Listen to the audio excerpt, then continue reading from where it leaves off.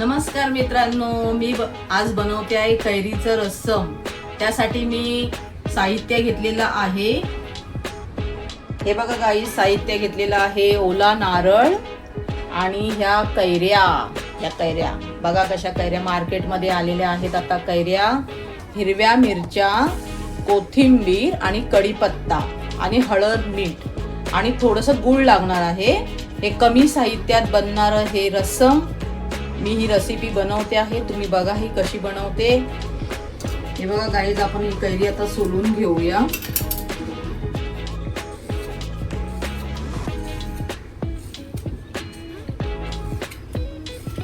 आपण कैरी सोलून घेऊया।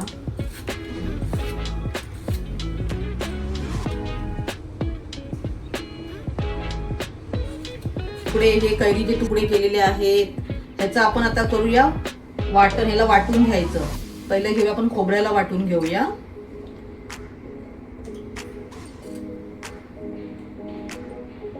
खोबऱ्याला पहिले एकदम बारीक पाकळ्या सोलून घेऊया। त्या पण ह्याच्यामध्येच टाकायच्या, आपण वाटून घ्यायच्या त्या।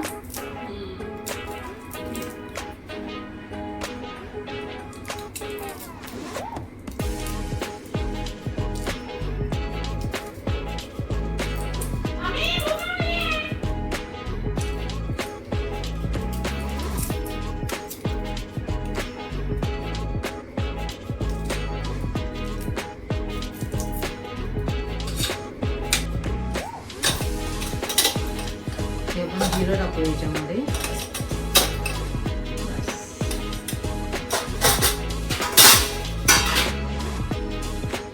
आणि आता आपण हे वाटून घेऊया।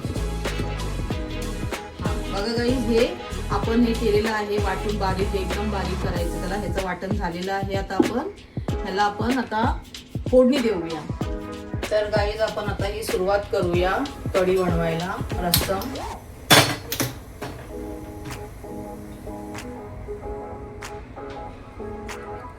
त्यासाठी आपण आता घेणार आहोत तेल।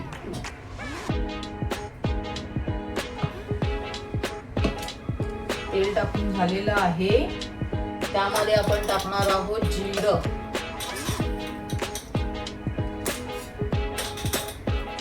मेथी दाणे,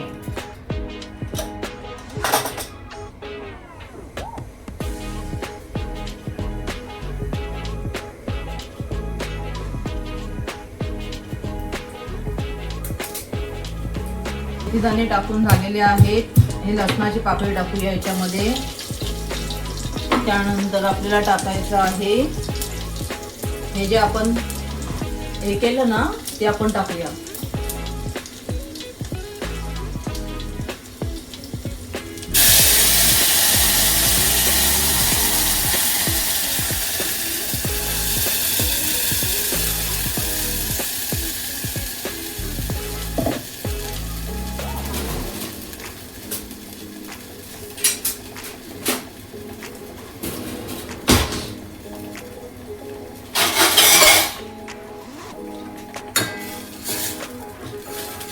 आपण मिक्स करून घेऊया।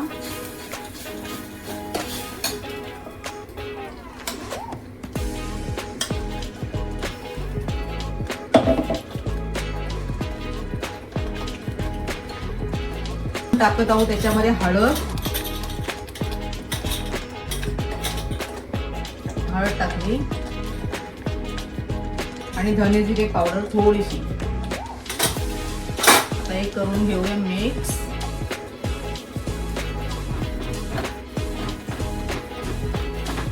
एकदम कमी साहित्यात बनणारी रस्सम आहे। खूप टेस्टी लागतं, आंबट गोड तिखट, छान चवीला एकदम भारी लागतं आणि झटपट बनणार आहे। हे जे आपण वाटण केलं होतं ना, त्याचं हे पाणी आपण याच्यात असं टाकूया।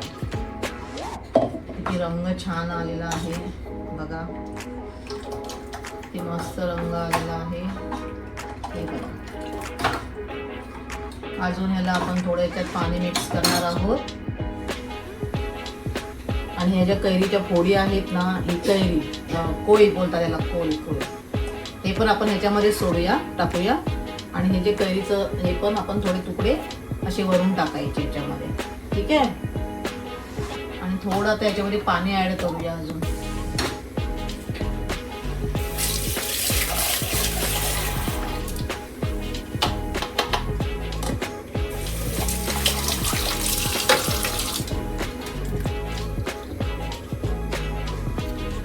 पाणी ऍड करून झालेलं आहे.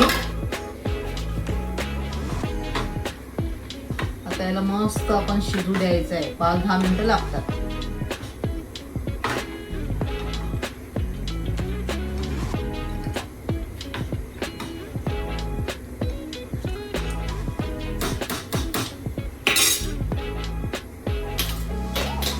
टाकून घेऊया.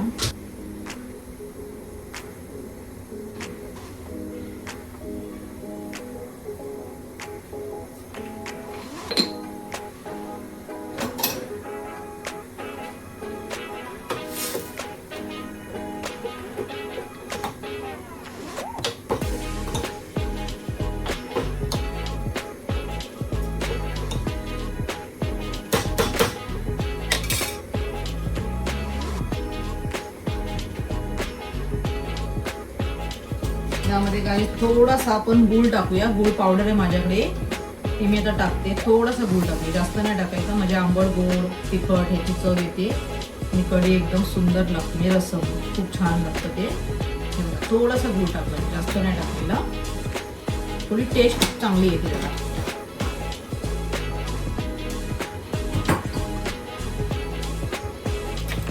आता याला हलवून घेऊया आपण. छान बघा कशी उकळी येते, मस्त उकळी आलेली आहे बघा. छान.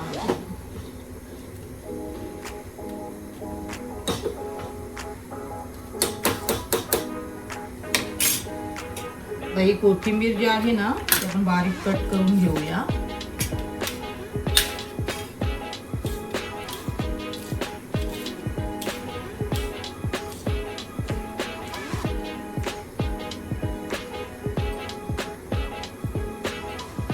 ही पण यामध्ये टाकून घ्यायला पाहिजे. जबरदस्त लागते हे रस्सम भाताबरोबर. असं नुसतं प्यायला पण खूप भारी लागतं, खूप छान लागते. नुसतं पिऊ पण शकतो आपण याला वाटीमध्ये घेऊन. जबरदस्त लागतं, टेस्टी. पण या रस्समला फक्त ओलं खोबरंच वापरायचं, सुकं खोबरं वापरायचं नाही. ओल्या खोबऱ्यामध्येच हे छान बनतं.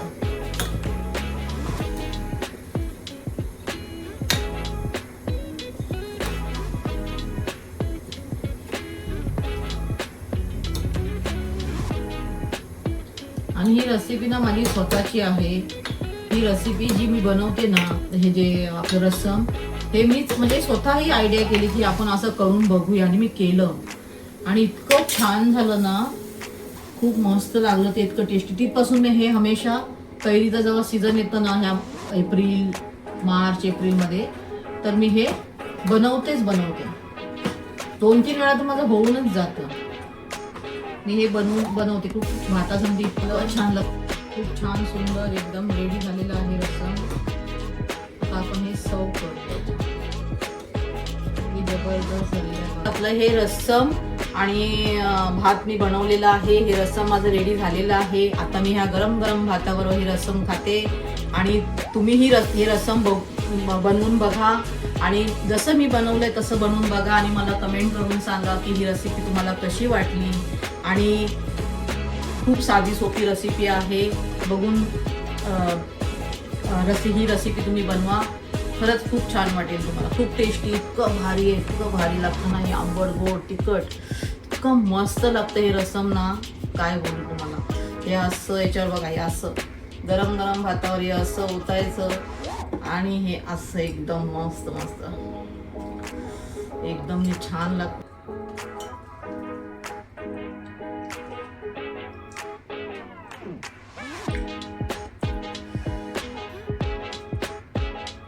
लय भारी.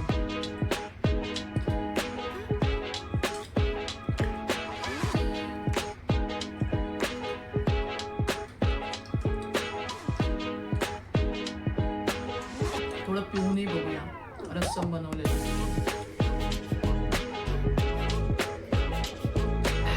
एक नंबर गाईज, एक नंबर. तुम्ही बघा रेसिपी बनवून झालेली आहे. ही जी मी रेसिपी आज साधी सोपी रेसिपी जी बनवली कैरीचं रसम, ही रेसिपी तुम्हाला कशी वाटली ती मला कमेंट करून सांगा.